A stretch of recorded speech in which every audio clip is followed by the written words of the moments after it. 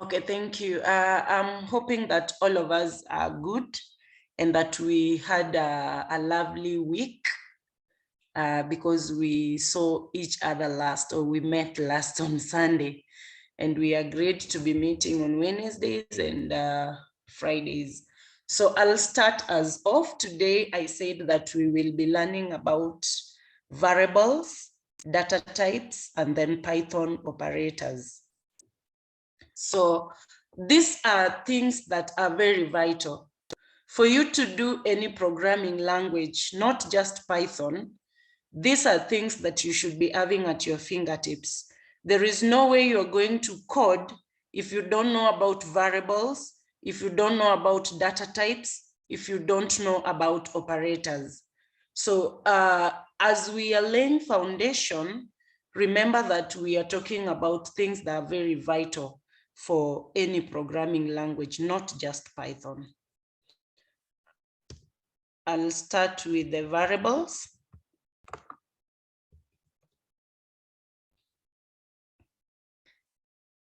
I'll just define variables. In Python or in just any other language, a variable is a symbolic name. The other time I called it an identifier. It is a symbolic name that is a reference or a pointer to an object. Once an object is assigned to a variable, you can refer to the object by the name, but the data itself is still contained within the object.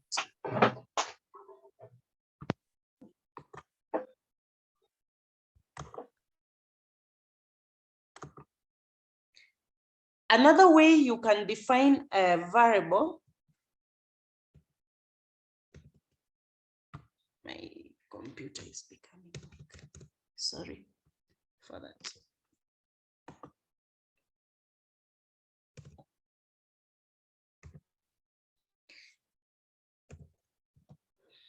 Variables are nothing but reserved memory locations to store certain values. This means that when you create a variable, you reserve some space in memory. When I was in college, I defined a variable as a memory location, as a temporary memory location whose values keeps on changing. I remember that is how I defined it when I was in college. Like, it is a reserved memory location whose values, the values that are stored in it, keeps on changing. So when you put a new value, it changes to another one. And today, I just want to define it in a much better way and say, it is a reserved memory location to store certain values. This means that when you create a variable, you reserve some space in memory. Variables are the most important aspect of any programming language, including Python. In simple words, variables are names given to a memory location. The values stored in this memory location can be altered throughout the programming life cycle. Variables are stored in the main memory and are generally required to carry forward various processes and transactions. So how do we create a variable? In some other programming languages, when you're creating a variable, you also maybe declare its data type. If you are working in, kindly mute.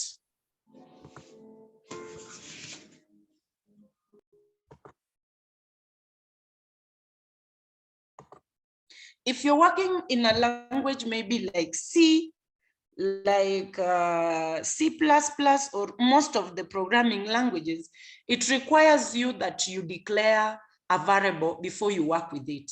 And as you declare it, in most cases, you also tell the data type.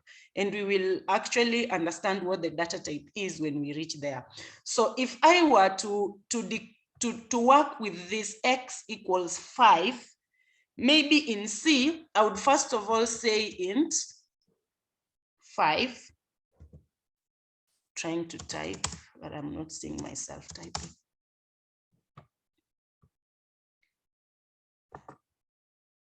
I would first of all say int, and then I give it a name x. So now I can come down and say x equals 5. So that means I needed to declare it and declare its data type. But in Python, you don't have to declare the data type. As you enter the values or as you assign the values, the interpreter will check the kind of value that you have entered or that you have assigned, and will know exactly what you're talking about or which data type you're referring to. So that's why now we are saying, if I say x equals 5, then this is considered an integer. I'll explain what integer is then when we reach to data types. And then when I say y equals John, then John, and then I put the quotes. The moment I put the quotes, it will be considered a string. So it's just checking the kind of information that you are giving, and it is able to know exactly what data type you want. If I needed this 5 to be a string, I would put either a double quote or a single quote, and I'll be good to go. So variables do not need to be declared with any particular type, and can even change type after they have been set. For instance, here I said x equals 5. If I continue in a new shell and say x equals 4, then it will change. It will change from 5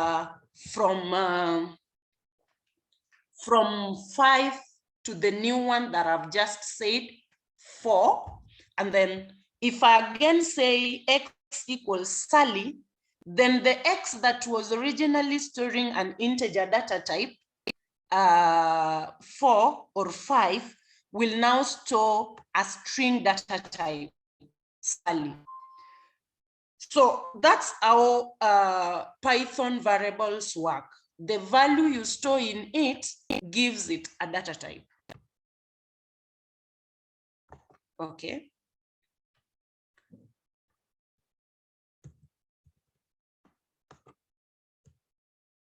When you want to maybe show or tell the computer that you want it in a particular data type, then you can do what we are calling casting. So you are casting a variable. So when I say X,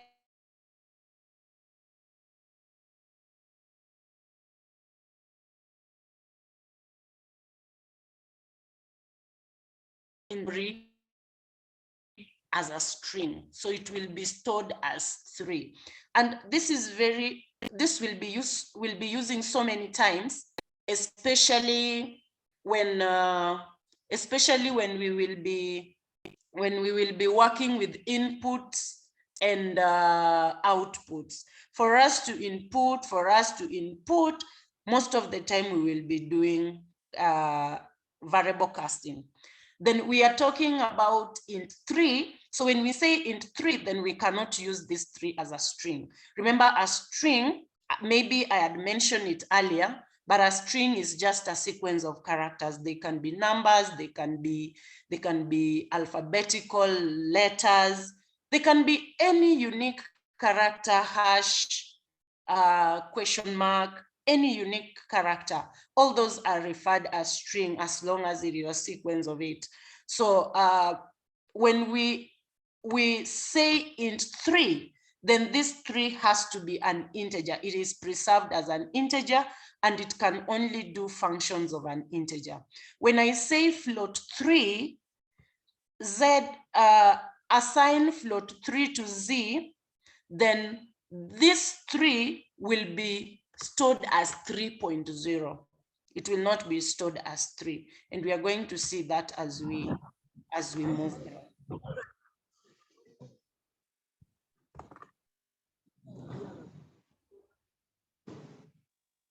Sometimes when you're working with variables, you would want to store many values to multiple variables. So you have like 3 variables of 4 or 10, and you want to assign them together, maybe on the long line, on one line.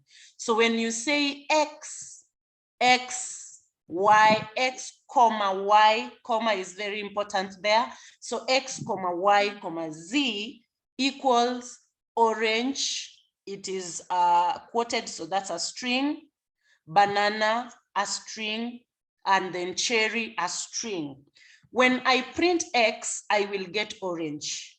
When I print Y, I will get banana, and when I print Z, I will get cherry. So remember, just the way the variables have been separated with a comma, the values are also separated with the comma, and so it moves in the order. When I want to assign one value to multiple variables, so like I want X, both variable X, variable Y, and variable Z to hold just one value, then I can equate them the way I have done here. So I can say X, Y is assigned to X, and Z is assigned to Y, and the value is orange. So when I print X, I get orange. When I print Y, I get orange, and when I print Z, I get an orange.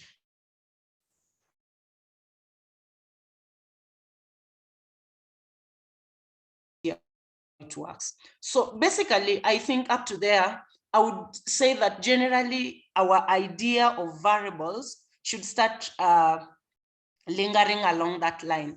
As we start our hands on making our hands dirty with these things, we will come to know more about it and more about them. So maybe just a little introduction on data types. In Python, we have built-in data types. In programming, data type, again, just like variable, is an important concept. There is no way you can do programming if you do not understand data types. And most cases, I think even when we did, was it Microsoft Access? We had data types. And even Excel, there are data types. There is how just when you want to create something, when you want to give an instruction to a computer, you must know about a data type. How do I define a data type in just a normal man, a normal man words? Data type is the type of data, like the kind of data. It depends with exactly what do you want to do with the data. That will actually make you understand what is data type. What actually do you want to do with the type of information that you're feeding into the computer or you're giving as an input to your computer? So that should be able to explain to you what a data type is. For example, if I want if I'm writing a program or I'm designing a software where I am going to work with employees, maybe to deal with their salaries or to deal with the kind of work they do. Or I am writing a software where I'm going to deal with the students. There is the information that I need to capture about an employee, the general information that I need to capture about a student. There is just a general information that I need to capture about an organization. For instance, I would want to capture the name, whether it is an employee, whether it is a student or any organization. I would want to capture the name. I really would want to capture the age of my employee. I would want to know the salary my employee earns, because actually that's when I'll know whether to increase the salary or not. If I capture the name, okay, I may also, okay, I need to capture phone number. I need to capture the address.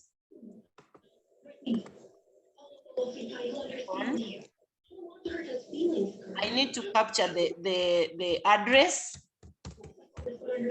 I need to capture, that could be the post office address. I may also need to capture the email. So I always need to capture this information. When I'm capturing maybe the name of an employee, what do I do with the name? I cannot add your name to another person's name. So I would just want to capture your name the way it is. If I'm capturing your email address, I may just want to capture it as an email address. I don't want to do any mathematical thing with it. If I'm capturing your post office, it is just for maybe the address issue. If I'm capturing your phone number, for instance, my phone number is +254 729023458. These are all numbers, but I do not need it for mathematical thing. I just need it to be captured the way it is, and it will just be saved the way it is for identification purposes, so that when I call my number, it is me to receive it. Or if this is another employee's number or a student's number, it is that student to receive. But when I'm capturing age, kindly mute, kindly mute.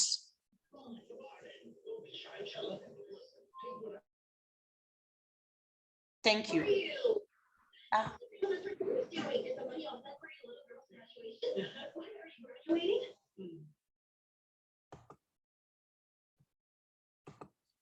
Okay. I had to mute you, Njoroge. When I'm capturing your age, then as an employee, I need you to maybe retire at some point. So when I'm capturing your age, I really need to capture your age in a way that I can work with it mathematically, so that every year I add your age +1, so that when you reach 60, you retire peacefully if you are a Kenyan. But if I don't capture that age as maybe a number, I just capture it the way I captured names, then I may not be able to add it. And the moment I can't add your age, then you may not retire, but you really need to retire at some point. You also need to know your age, because your age increases. So I need to capture your age as a number. I need to capture your salary as a number, because at some point I may increase your salary. And when I increase it, it means I am going to do some mathematical operation with your salary. So I need to capture it as a number. So whenever you're working with data, the kind of information should guide you. If I'm capturing a date, then I need to think of, how do I capture a date?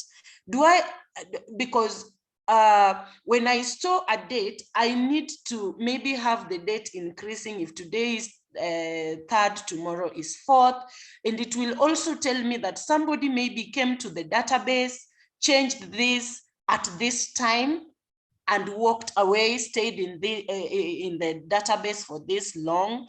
So the kind of information should guide you to know, are you capturing time? Are you capturing date? Are you capturing just the name, phone number, address, and email?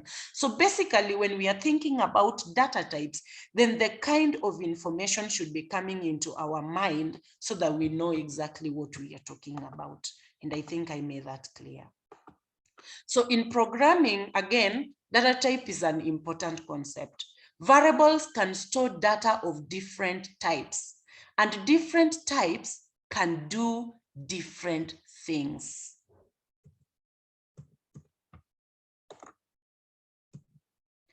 Python has the following data types. These are built in by default. So we have text type. The text type are called the string. It's a string data type, and I think I've talked so much about string. Then we have numerical types. Numerical types, Python refer to them as numbers, and we have 3 of them. We have integers, we have float, and we have complex. Then we have sequence types. The sequence types we'll talk about, we have list, tuple, and range. We have mapping type, we have dict. We have set types where we have set and frozen set. Then we have Boolean type. Some people call it Boolean. My mouth is always used to Boolean, so I'll just call it Boolean. So the Boolean type in Python, we just call it bool. Then we have binary types, the bytes, the byte array, the memory view. Then we have the none type. So if it is none type, we just call it none type. So let's think about Python numbers. Numbers are just numbers. I know we are not getting this word numbers for the first time. So when we're talking about numbers, we're just talking about numbers. And numbers are this data that we can use for arithmetic calculations. I think that is the best way to talk about it. It can be used for arithmetic calculations, and numbers are in 3 different types. So we have integers. When we are talking about integers, we are talking about a whole number. A whole number at this level, we all know what a whole number is. Then we are talking about float. We are talking about a number with a decimal point. It can be a negative number or a positive number. So I'm just giving 1, 2.8 as example, but it is a range of all the negative numbers, the positive numbers, and including 0. So when it is a float, it is a floating point number or a number with a decimal point. And then when it is an integer, it is a whole number. Then we also have complex numbers. Complex numbers are numbers with the imaginary part. Those who have done calculus and maybe the maths and mathematics in deep understands when we talk about imaginary numbers. So we also have complex numbers in Python. To verify the type of any object in Python, you use the function type. Every time I am using maybe something with these brackets, I'll always refer to them as functions. So until we learn what functions are, just know that I'll be calling them functions because of that, the brackets to be like to call something. So when you want to verify the type of any object that you're working with in Python, then you use the type function. So if I say print type X, once I share with you these notes, kindly try and type this in your IDE, and you will see when you say print X, type X, it will return int because X is 1. When you say print type Y, it will return float, and type Z, it will return complex. Then let's talk about Python string. String in Python are surrounded by either single quotation marks or double quotation marks. I am so much used to putting double quotation marks, but when you put single quotation marks, it works. The only problem is that you can't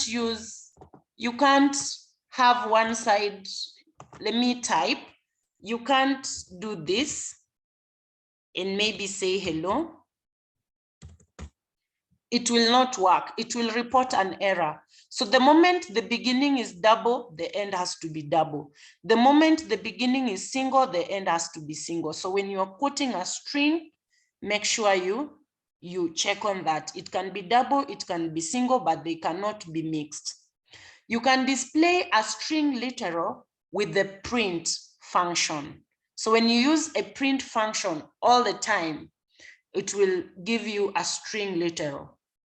And we will see that because the moment we will start working with prints, it will be bringing errors if you mix them up.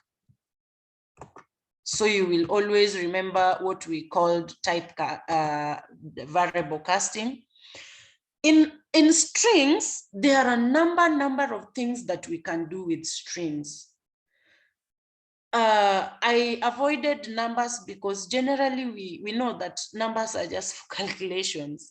But when we are talking about strings, there are a number of things that we can do with strings. We can slice, we can split, we can strip, we can replace. There are a number of things that we can do with string, and I just want to mention a few, but as we put our hands on, we will be doing a lot of these things. So slicing, you can return a range of characters by using the slice syntax. Specify the start index and the end index separated by a colon to return a part of the string. For instance, okay, I'll give this to illustrate. Think of a sequence of case-sensitive characters.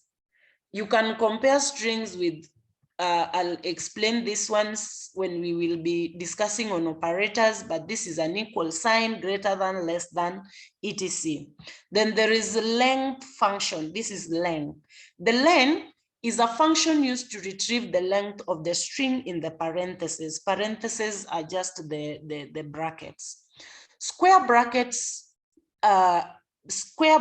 used to perform indexing into a string to get the value at a certain index. So then if I say S equals ABC, S equals ABC. Remember string, let me show you something so that it helps me. When I declare a number like 5, and maybe I say X equals 5, then only 5 will go into X. But when I am working with a string, then a string is a sequence, meaning I can have a name like Lucy.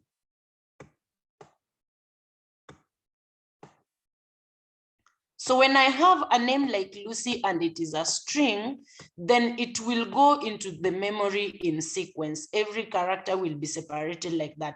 And then they will be referenced by something we call index. So L will be at position 0, then U at position 1, C at position 2, and Y at position 3. If I print, maybe if I call this name, or let me just call it X, X is Lucy is assigned to X. So I'll have it like that, and then I'll quote it. I can display X at position 0 by saying X, then the square brackets, then position 0. So position 0 will give me L, will display for me L. Position 1 will display for me U, and then C, and then 3 will display for me that. So make sure maybe you capture that, the indexes, because you will be using them a lot. So when I say len S, then it will, and if I print it, it will print for me 3 in the case of A, B, C. But in the case of X, it will print for me 4 because Lucy is 4 characters. When I say S at position 0 or S at index 0, it will evaluate to A because I assigned S to A, B, C. Then this will evaluate to B, and this will be evaluated to 3.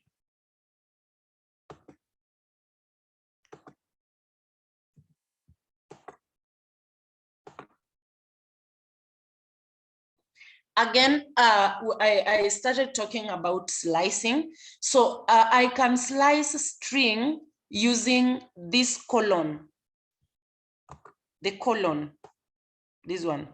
So I can slice a string. So when I say start, I don't have to say start, but I'll explain what I mean. So when I say start, and then when I put a value here, and then I say full colon, then I say stop, then I put another value, then I put full colon and put a step. What this means is, for instance, if I have a word like hello, if I have a word like hello, and then I assign it to maybe S, then I say S, print S at position 1, full colon, 3, no, let me put 2, then full, no, let me even avoid the full colon first. I mean, check this word hello, and as you're printing it, print for me the value starting at index 1. So index 1 will not be H. So what will be printed for me is index 1, which is E, and then it will stop at index 2. So index 2 will be the first L. It will stop there. And this will help you, especially when you will be doing a lot of things with control structures, so that it helps you to control how far you want to move. So examples of this slicing, when I have this information here, it will evaluate to, I have S equals to A, B, C, D, E, F, G, H. Then if I tell it to evaluate this, then the result will be, it is starting, start, stop, but from the end.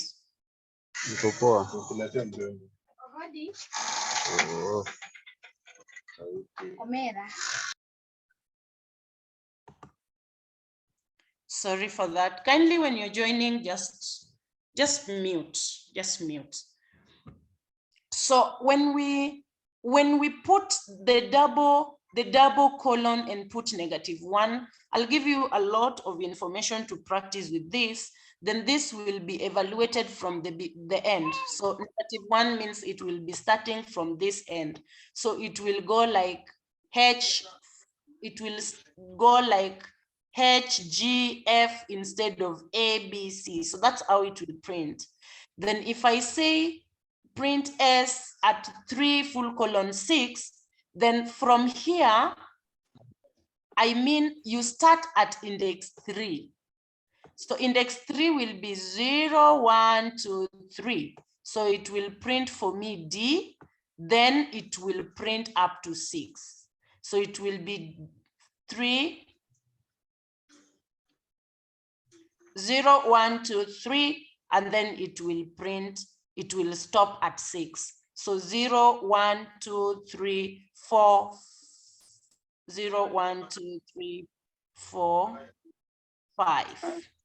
So when this 6, it will stop at a number just before that one. So that's why it will be printing for me D, E, F. It will not reach up to the last one like the 6. Then S, -1, will evaluate to H, and I think I explained that here. So I'll give you maybe a lot in your notes to do with that, so that maybe you practice it and see how it works. Strings are immutable. When we are talking about immutability, we are talking about something that a value that you have put inside a string cannot be changed.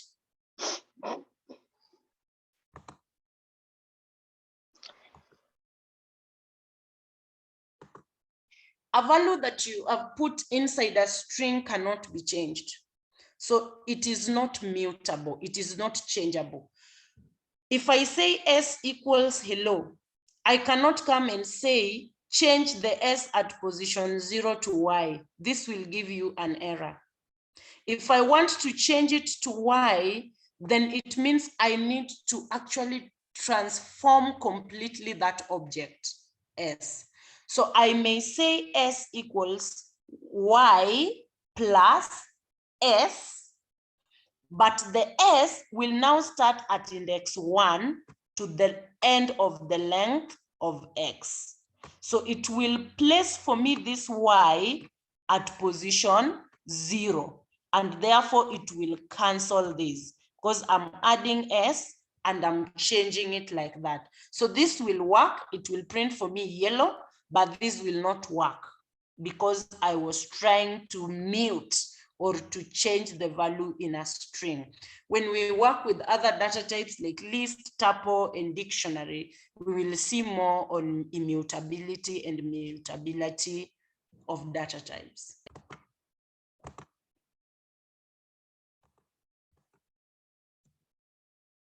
We can also modify strings. Let me check. There is a chart here. Okay, so. Okay, thank you. We also want to talk about how to modify strings. When I have string, I believe we know cases. So when I'm talking about uppercase, I believe we know that I mean capital letters, but in computer we have 4 cases. So we have uppercase, lowercase, toggle case, and sentence case.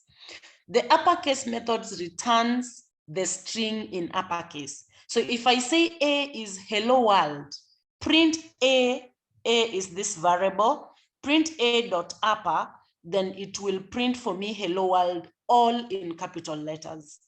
If I want to change this into all lowercase, then I will just say A equals hello world, then print A dot lower. So there is upper method and lower method, and that will make it to be changed in maybe uppercase or lowercase, depending on what I actually want to do with it. Kindly mute when you're joining or when you leave and you're coming back to help us. We can also, when working with strings, we can work with the removing of the white space. White space is just the white space, maybe between numbers. So as you type, you use the space bar or you use the tab, it gives you the white space.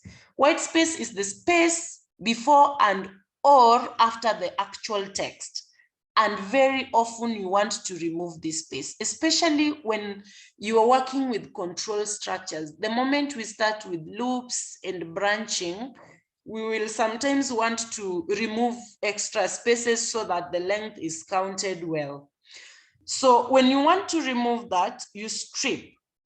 The strip method removes any white space from the beginning or from the end.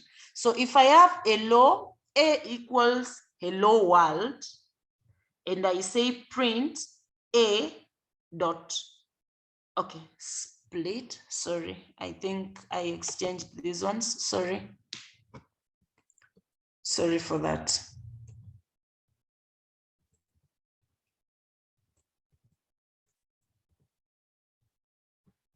Sorry for that. It's the split. Sorry, this moved down. I'll just explain it. It's the strip, the split should be down here. So when I say A hello world, then print A dot strip. The hello world had got a space here and a space here, but this will return it without those spaces. So it will be like packed. So there is no, it will be stripped out of those white spaces. Then what split does now, split is a method that returns a list where the text between the specified separator. A separator, when we are talking about a separator, we can talk of, like in this, the separator is a comma. If I just say hello, assuming this is hello, and then world, then the separator will be the white space. I can have separator as a white space, as a comma, as a full stop, any separator that I want. If I split, the split function will be moving to the separators and then will split the words for me. So if I say A equals hello dot hello world, then I print A dot split, then it will return for me hello on its own. You can see this is quoted. And then it will also return for me the word on its own. Again, the word is also quoted.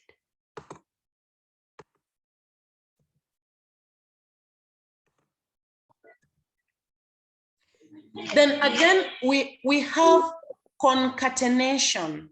Concatenation.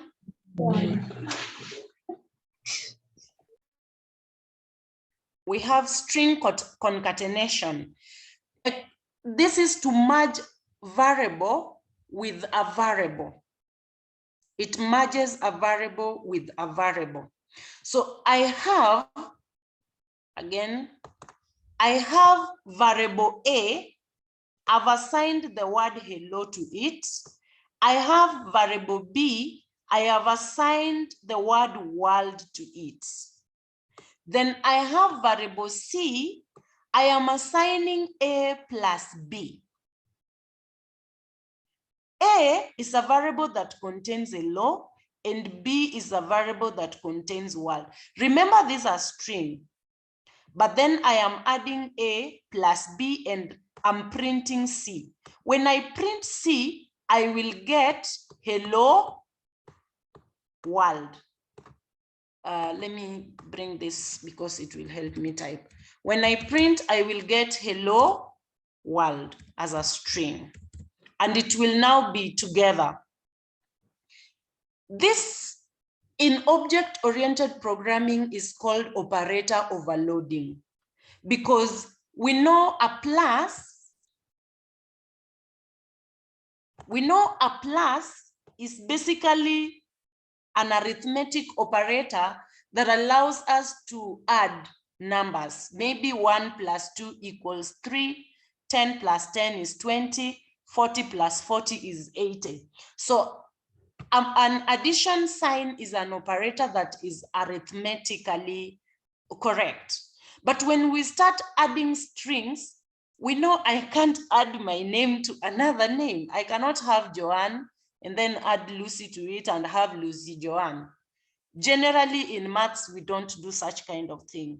But then in Python or in object-oriented programming languages, we can add string, and we call it concat or concatenate string. When we are concatenating, or when we are giving an operator more than its normal use, then we say we are doing operator overloading. We are overloading that operator. So concatenation requires us to overload this operator plus, so that now we have hello world. Maybe during your own time, check what happens when we multiply a string. What happens when we multiply a string? Put it as an assignment so that you check it later. When I multiply, like I multiply A is hello, and then I multiply it. What happens? What will be my result? Check, and so that you see that also multiplication can be overloaded. To add a space between them, you simply add quotation marks with nothing in it. So it will add for you a space. So if I print this, the result will be hello world that is so tied to one another. So the result will be something that looks like this: hello and then world. For me to be able to create a space, then I'll need to maybe add A plus a free space, and then I add B, so that I'll have something like this printed on the screen. So that will give me something like this. So this space will also be created. So this print C, but this print C with a space, this print C that is concatenated and tied up together, because I'm just adding or just concatenating. And I believe concatenating maybe is a word that we have used for some time. So another data type that I'll talk about today is a Boolean. In programming, you often need to know if an expression is true or false. And there are some expressions that are normally just true or false. For instance, though people like complicating issues, but I like saying that gender, we just have male or female. So if I'm not male, I am female. So that's basically a good way to say that if I'm assigning it, I can say M is true. So if you're not, M is true for male. So if you're not M, then it is false for male. You become a female. So a Boolean always just evaluate to either true or false. You do not have any other thing. Mostly in comparison, the things that we compare normally come out to maybe be true or false. If I have maybe 6 is greater than 4, then this will just evaluate to true. if I have 4 is greater than 6, then this will just evaluate to false. There is no way I can get another answer for that. 6 is greater than 4. I can't get a value. I'll just get either true or false. So in comparison, we normally just get the answer as true or false, nothing else. You can evaluate any expression in Python and get one of 2 answers, true or false. When you compare 2 values, the expression is evaluated and Python returns the Boolean answer, which is now either true or just false. And we are going to see that right on. So if somebody just joined and then again, the microphone is on. So print, if I say print 10 is greater than 9, what will be the answer? Somebody can shout so that I know I'm not alone. When I say print 10 is greater than 9, what will be the answer? Are people here? The answer is going to be true. The answer is going to be true. And then when I say 10 equals 9, what will this be? False. False. And then 10 is less than 9? False. False. So let's see Python operators. And I know this is where now we are going to, maybe just before we go to Python of operators, I want to maybe open, let me see if I can open something here and see the answers that people will give me.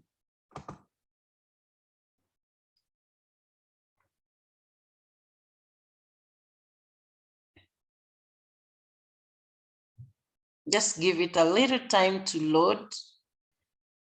And then we just see, I'll just want to see the kind of answers that people will give me.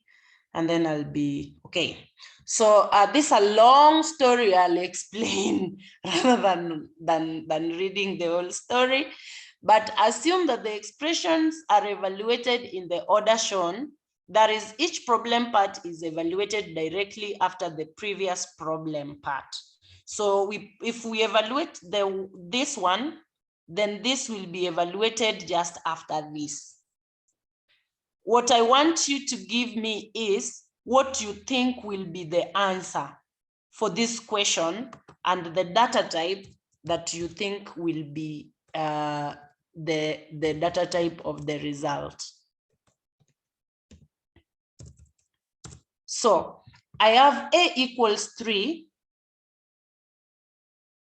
And then I have A equals, okay, I have 3 is assigned to A, and I have A equals 5.0. What will I get as A if I print A? What do you think will be the answer?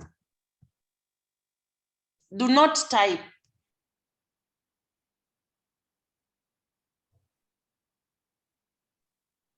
.0. 5.0. Okay. Well, I don't want to run it. Then this one?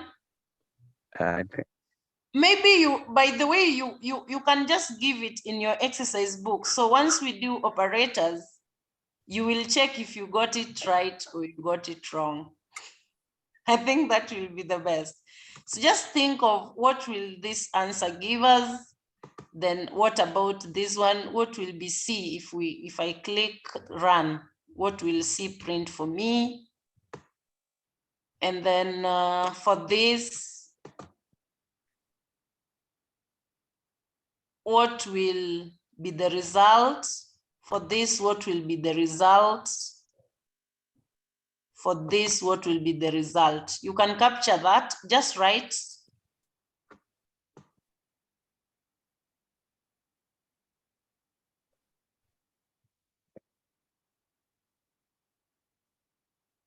And then for this, what will be the result? And for this, what will be the result? And maybe I would want to know what will be the result here. 3 is assigned to A, print B. What do you think will be the result here? Print B.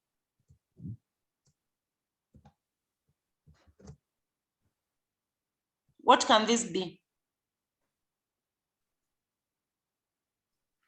To me, that would be a null because B is not assigned to, it is not assigned anything. A null. We'll see Yes. into that. Somebody said a null. Another person?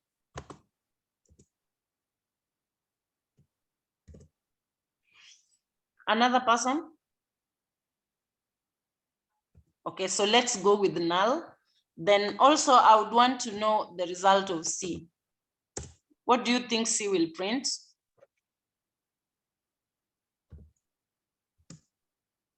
C. And I'm hearing a very similar voice. Seems only one person is talking. What do you think? What do you, yeah, Lehanda. I know the other voice must have been Austin's. Even C will be true. C will be true. C will be true. Okay. Yeah. I guess this is right. And then what data type will this be? The result of this? What will be the data type of the result?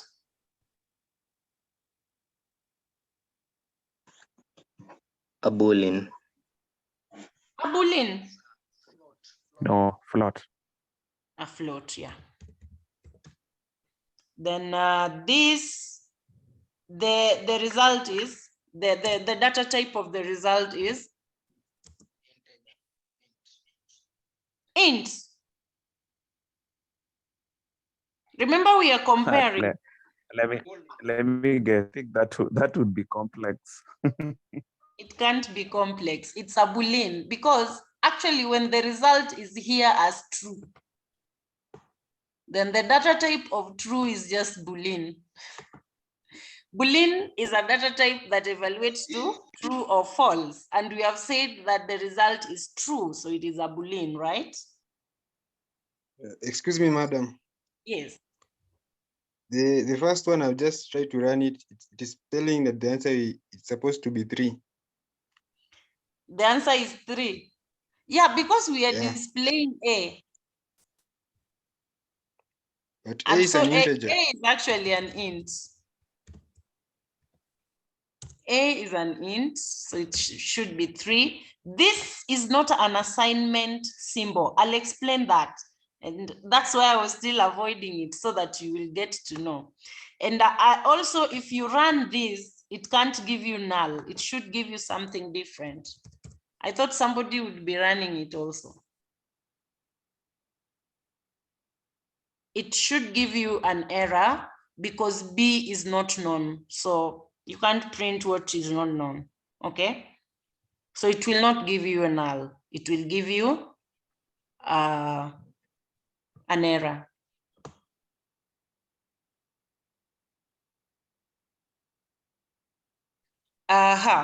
What about this? Can somebody guess this? Of course, this we all know. 6 plus 12 minus 3 is? That is 18 minus 3. 15, right? That's 16 or 15. 6 plus 12 is 18. 18 minus 3? 15, That's yeah. 15. Yeah. And then, of course, that is an integer. Then this, can somebody think about this? That should be 9. This is 9. So the definition of this is raised to power. So 2 raised to power 3 is 8 plus 1 is 9, and that is still an integer. What about this? Do not type it in your ID, think it. That is 3.0. The data type is? Float, yeah. So the exercise went well. So let us go back here to operators. And I think now when we're talking about operators, we really are going to, an operator, I'll explain operator again in layman's language. I like to do it in layman's language. I already explained an addition as an operator, an arithmetic operator that adds 2 values. So if I have 5 plus 3, operator operates on operand. In programming, that's the language that we use. So we have operand, and then we have operator. So 5 is an operand, 3 is an operand, then plus is an operator. So we can have so many operands, and then we can also have different operators. So just have it in your mind that an operator works or operates, performs an evaluation on maybe different operands. So they are different values. We have these operators in Python. We have arithmetic, assignment, comparison, logical, identity, membership, and bitwise. All those are operators. Most cases we are aware of arithmetic operators because we have all done maths. Comparison operators is also familiar to most of us. And then where we start getting issues is when we are talking about assignment operator, identity, membership, and bitwise. So I'll brush through arithmetic because we all know about, I am assuming that we all know it because again, we must have done maths to some level. So this is an addition, it adds 2 operands. This is subtraction, it subtracts 2 operands. Multiplication multiplies 2 operands.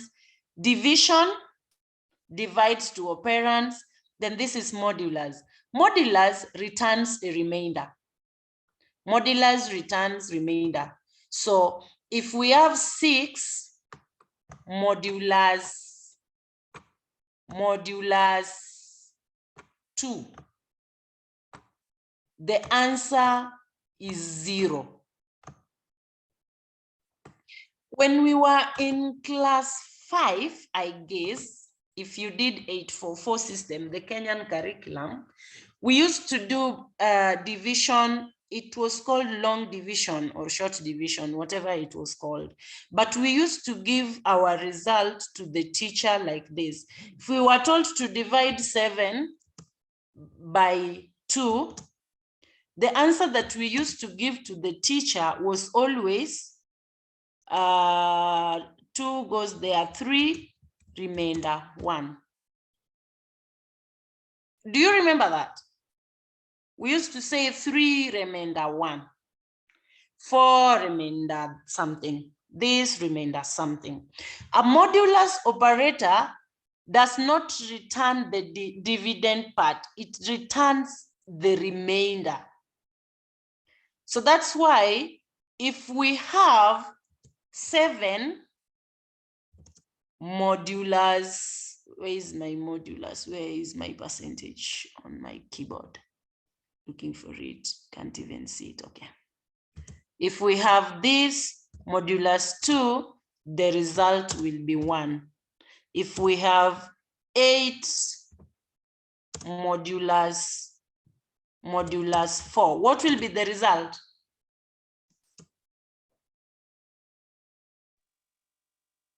I'm waiting. 0. Yeah, so it just returns the remainder. If there is no remainder, it says there is no remainder. If there is the remainder, it returns that remainder. So modulus returns the remainder. You will also need it very soon, and you will really want it. Then this is an exponential. It's like raised to power. So this simply means x is raised to power y. Then division, the flow division concatenates. Is that the right word? It cuts off. if I have 3.22, what this does is that it cuts off the decimal part. So it is a flow division. It only returns for me the integer part. It cuts off there, it truncates. That is the word that I was looking for. It truncates. It doesn't round off, it truncates. Then we have Python assignment. So these are the Python arithmetic operators. I think the only new ones are flow and modulars. It may be the way we write exponential, but the rest are things that we are used to, that we have always used and that we know. Then we have what we call assignment operator. I'll just give the first block, and the second block will explain itself. When I say 5, so the operator is equal sign. But then I say 5 is assigned to x. That means go to the memory called x and put the value 5 inside it. So assign 5 to the memory called, to the variable called x. It is same as this. Then another operator is plus equal, plus equal. Plus equal is the same as saying x is equals to x plus 3. So remember x is 5. I'll just use x as 5. So remember x is already assigned as 5. So when it is like I'm saying the new x is the original x plus 3. So when I say x plus equals 3, it is like I'm saying x is equals to the original x plus 3. So that means x is now 8. When I say x minus equals 3, it is like I'm saying take the original x and subtract 3 from it. So this will now give me, this will now store 2. Then again, multiplication will go in that way. If I say x times equals 3, it is like I'm saying assign the new x to the original x multiplied by 3. So because the original x is now 2, if I multiply it with 3, I'll get 6. And the division, it goes just like that. The modulars, the flow operator, exponential, and then these ones, until I explain them, you may not be able to understand them. But basically, those are assignment operators. It works just like that. Take the original value, add it to the new value, multiply it with the new value, subtract the new value from it, and give me the result. And this is how we do it in Python. But even if you do it like this, it will still work anyway, but people will not take you serious. So if you want to be taken serious, you go that direction. comparison operators. Comparison operators compares. Again, this we also did in maths. So the equal sign, this one here now. The other one we called assignment operator. It assigns just the values to the memory. But this one is now an equal. An equal sign is a comparison operator sign. If I say x equals 5. What this means is there is a memory location, there is a variable called x. Check the value that is in it, if it is the same with 5. If these are the same, return true. If they are not the same, return false. So comparison operators always gives us a Boolean type result. It can never give us a value. It only returns either true or false. So when I say x equals 5, I simply mean check what is in x, compare it with what is with 5. If it is the same, return true. For instance, this, if is compared, my result will be false. And if x was carrying 5, if I compare, the result will be true, just that.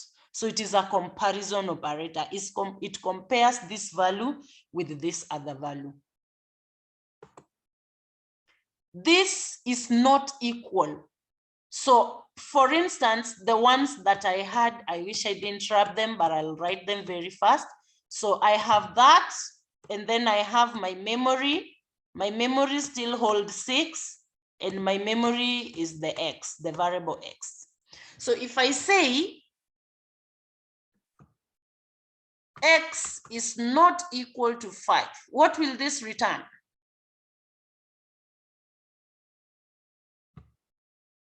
I'm waiting. I think it is true.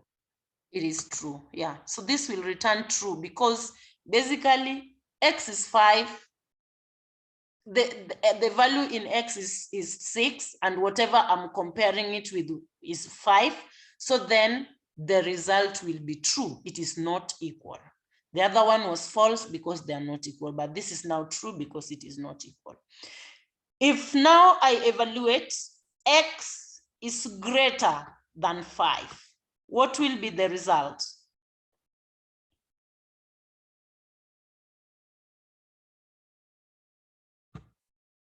What will be the result? Austin, you want to talk? Somebody else? The answer will be true because x has 6. X has 6, and the value we are comparing it with is 5, and therefore the answer is true because actually x is greater than 5. But if we say x is less than 5, then the value will be false because x is bigger compared to the value we are comparing it with. If we say x is greater or equal to 5, what will be the answer? If we use this. True. True. And then when we use this, obviously now it becomes false. So that's how comparison operators work. And I think we've done well on that.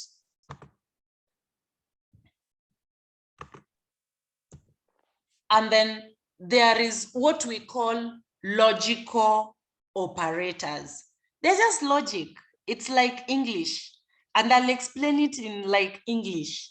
Logical operators are used to combine conditional statements. So the conditional statements are those statements where maybe you compare things, like we use the Boolean types, like x is greater than, y is greater than, so we use that. So those are called conditional statements. Then logic operators are used to combine them. So now we combine one with the other. So and returns true if both statements are true. If I send you, maybe I'll use your names. If I send you to go and call for me, Austin and Elizabeth, who will you call?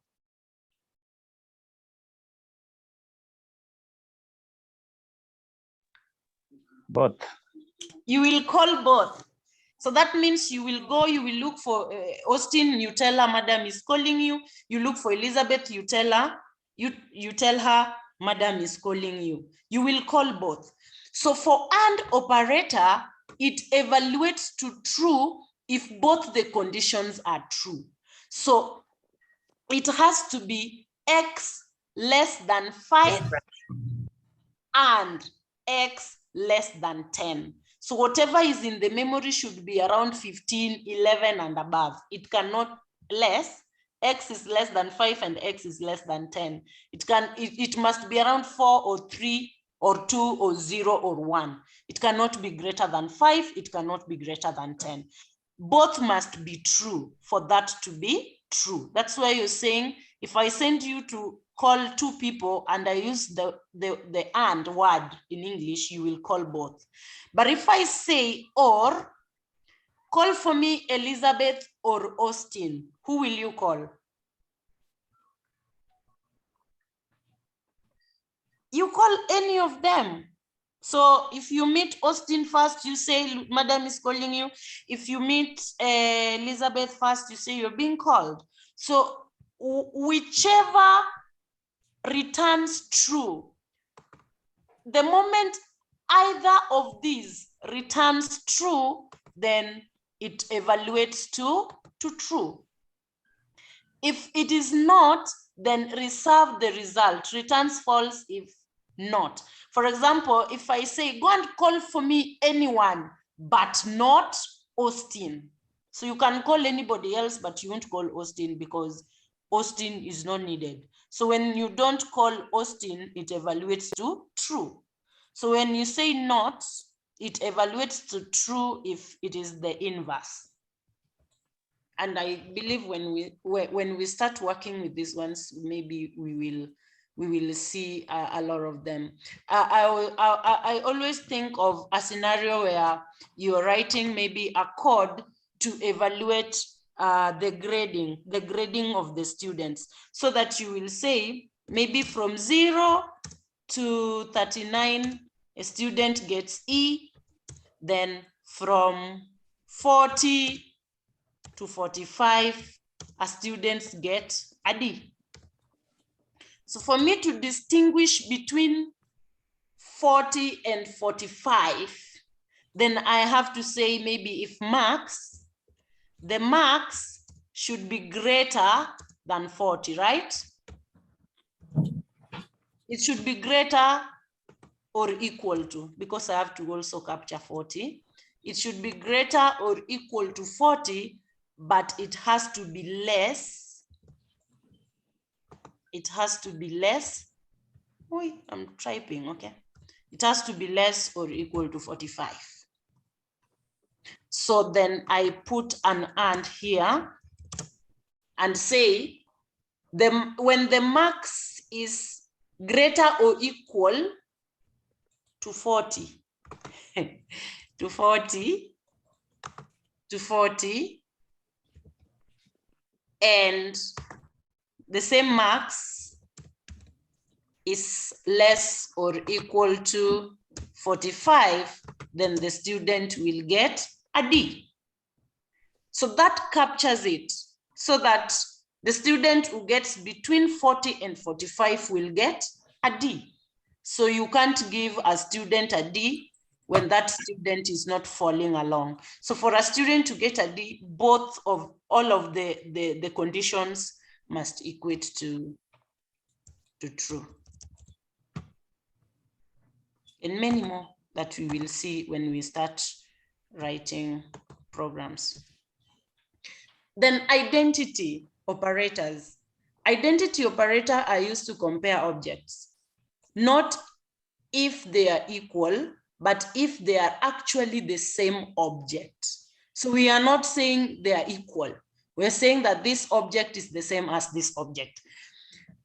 Maybe when we are talking about objects, then it goes beyond just a variable. It captures maybe lists, maybe a string, maybe a tuple, and we will understand those when we start talking about them. So I can have a list of names, and then I compare them. I compare those objects if they are the same. So I will use the is. So if I say X is Y, then I'm trying to say that it is the same thing. When I say X is not Y, I am saying it is not the same thing. Some of these, once we start working with them, we will be able to understand. So just that is just an mention. Then we have this membership. So membership, we have in and not in. When we say in, returns true if a sequence with the specified value is present in an object. So an object can be like a list, and maybe I'll just give, maybe because I've mentioned it so many times. So you can have values like 10, 3, 4. Then I say, check if 5 in this list, and maybe let me call this list X. So check if 5 in X. So this will return true. This will return false because 5 is not inside here. And if I say not in, it will return true because 5 is not inside that list. So generally, that's the way it will work. You will be practical on that. I wanted to give, I don't know what the time is, but if you allow me, I want to give a practical on bitwise operators. And bitwise operators are used to compare binary. Computer students and electrical students do not just learn maths like the decimal numbers, like 1, 2, 3, 4, 5, 6, 7, 8, 9, 10. No. Computer students learn binary, decimal, octal, hexadecimal, and all that. So that's why you will get that a computer student, if you write something like 1, 1, 1, a computer student will not call this 111.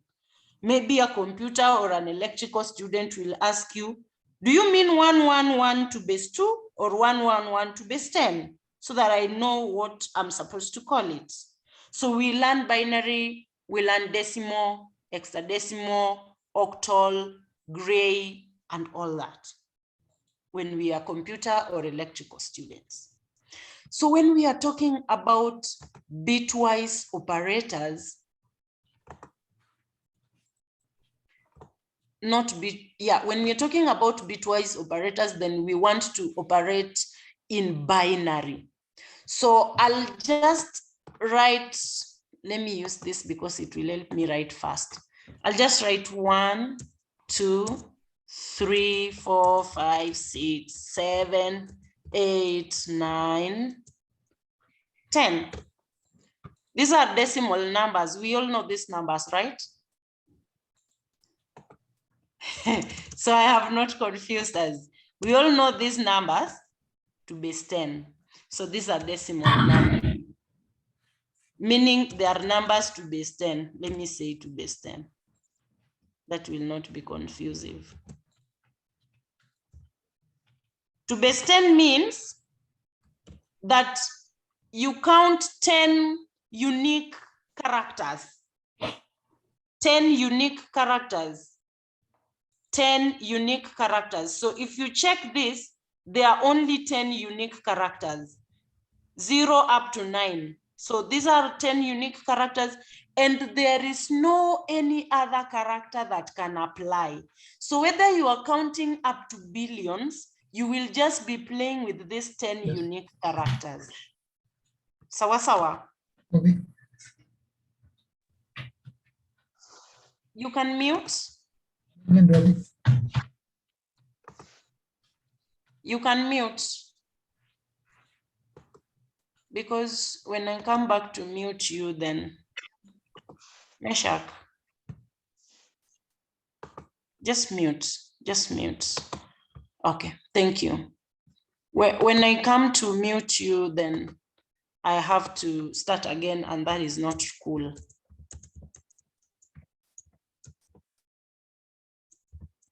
So we have said that when we say to base 10, then the unique characters that are being used are 10 unique characters.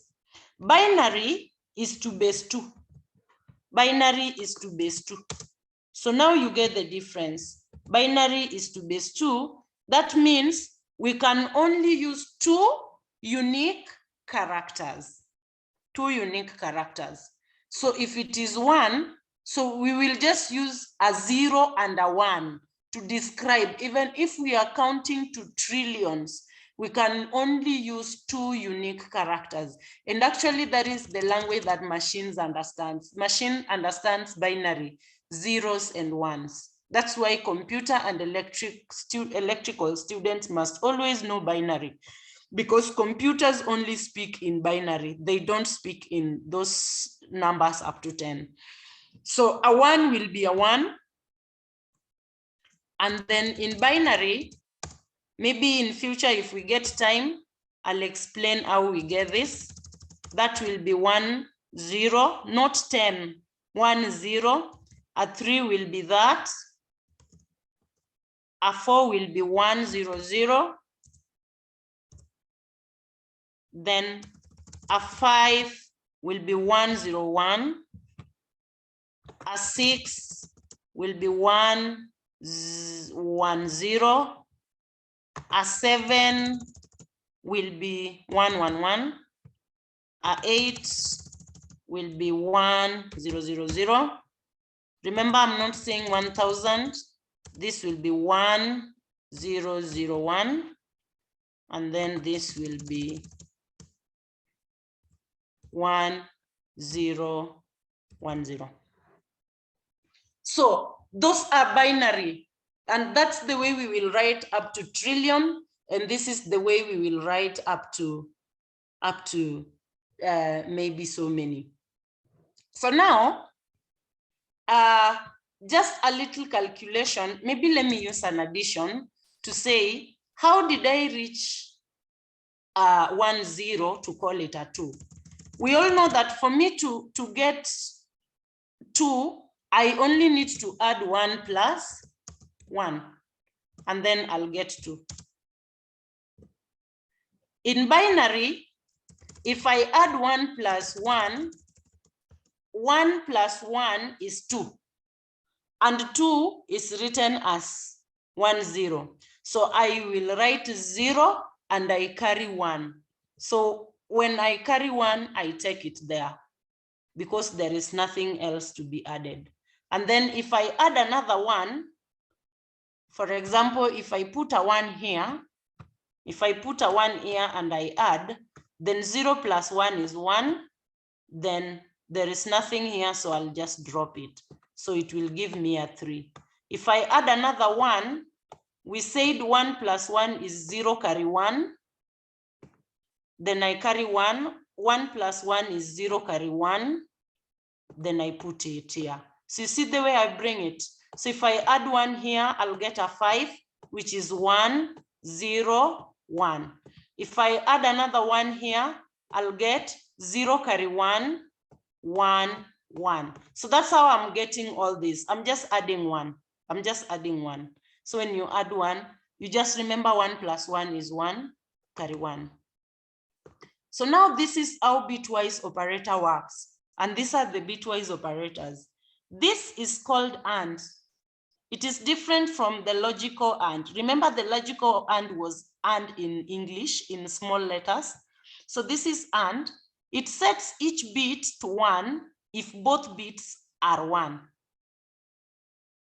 Instead of explaining all these things that we will not understand or will sound funny, I made this on Colab. I made this on Colab, and so maybe let me open it up and then see what happens.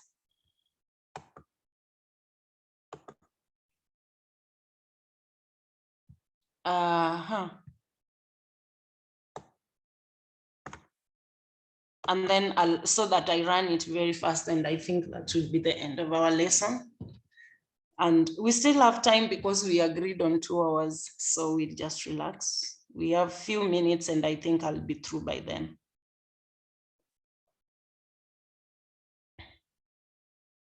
Good.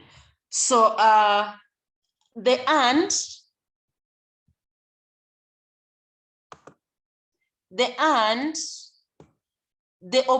AND operator compares each bit. So remember, we are calling this bits, and that's why it is bitwise. And we have said bits are binary values. The values to base 2, zeros and ones. The AND operator compares each bit and set it to 1 if both are 1. Otherwise, it is set to 0. So here, I am having, this is 6. Let me carry, I'll just give you something here so that we compare with. So we have 1, 2, 3, 4, and I believe now you've seen I was just adding 1, but there is a way of changing this.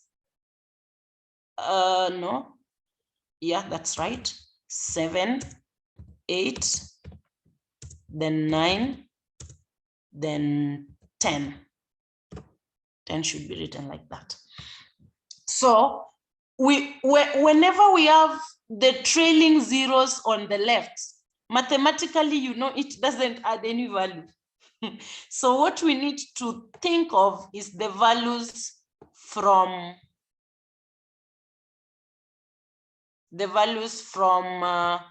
1, 1, 0, it's a 6. If you check it here, it's a 6. And then 1, 1 is a 3. And then we want to compare them. So we are saying it set 1, compares each bit and set it to 1 if both are 1. Otherwise, it is set to 0. So 0 and 1 will give you a 0. 1 and a 1 will give you a 1. 1 and a 0 will give you a 0. The rest will give you all zeros. If you run this, let's see what happens if I run this.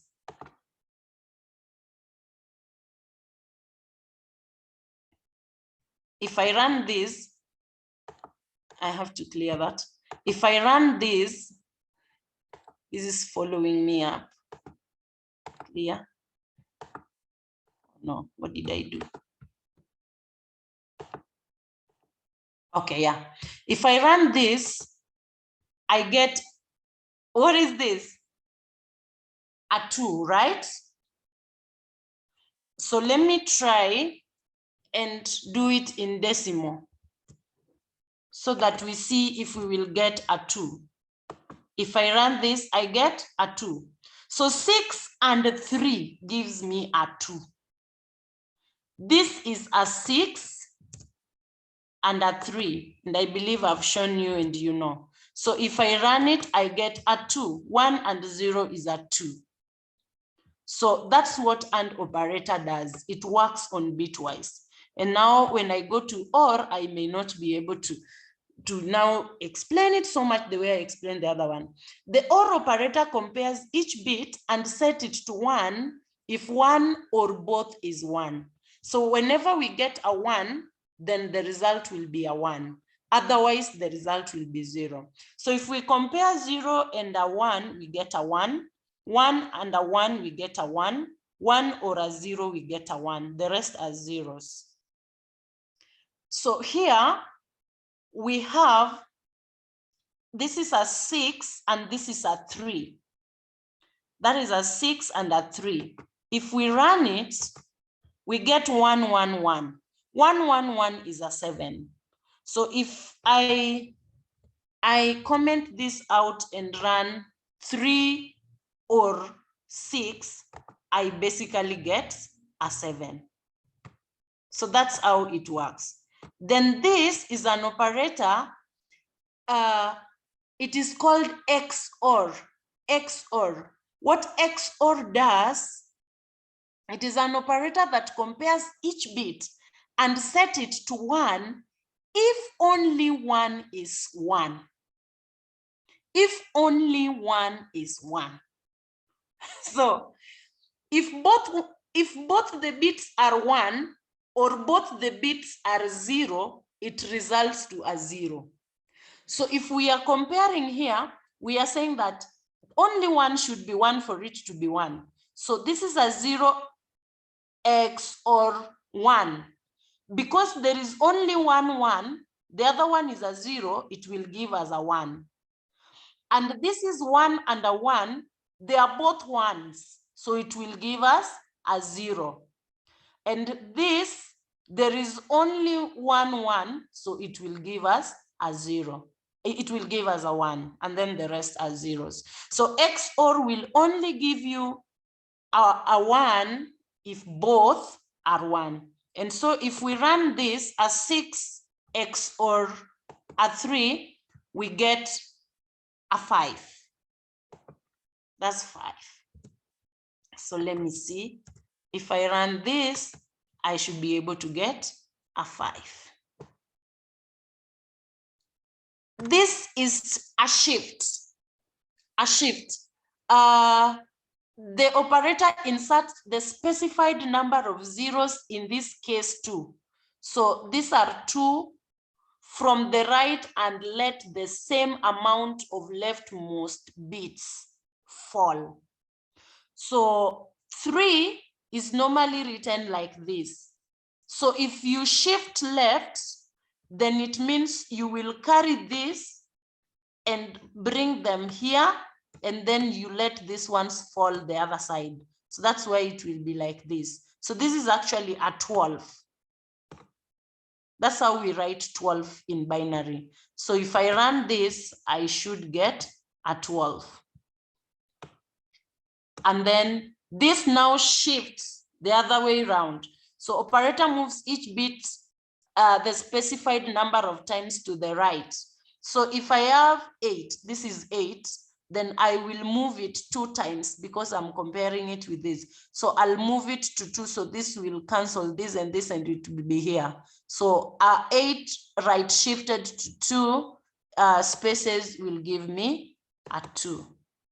So that's how bitwise operators work. They work on binary, and that's how they actually work. So let me bring this back. I think I've explained that, and that's the end of our lesson. So, questions? Good evening. Good evening, Tom. How are you? I'm good. Thank you for the good lecture. Thank you. Are you going to share with us the notes? Sure. Just immediately, I'll just dump them on the WhatsApp for the Python group. Okay. That will be okay? Yeah, that will be fine. Thank you. Welcome. Then I think we can give me, you can send me your email addresses.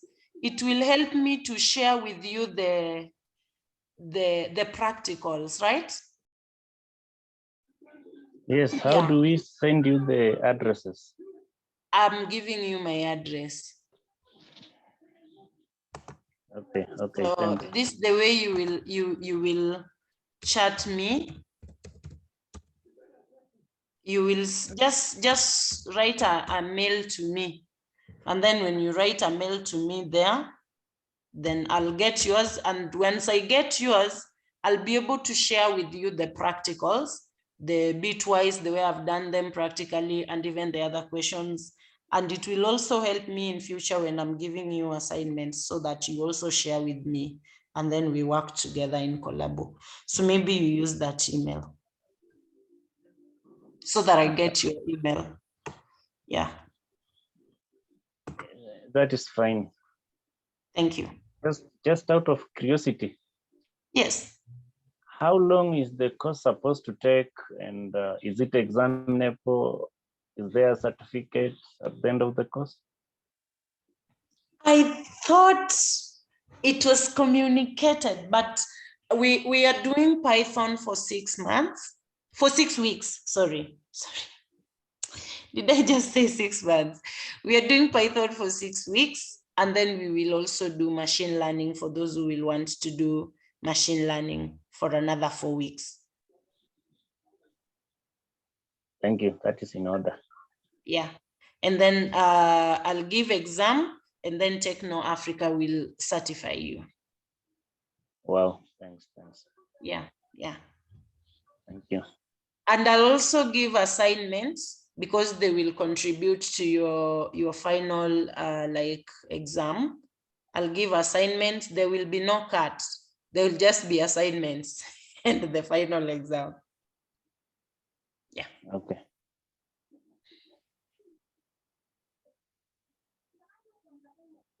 Any other question?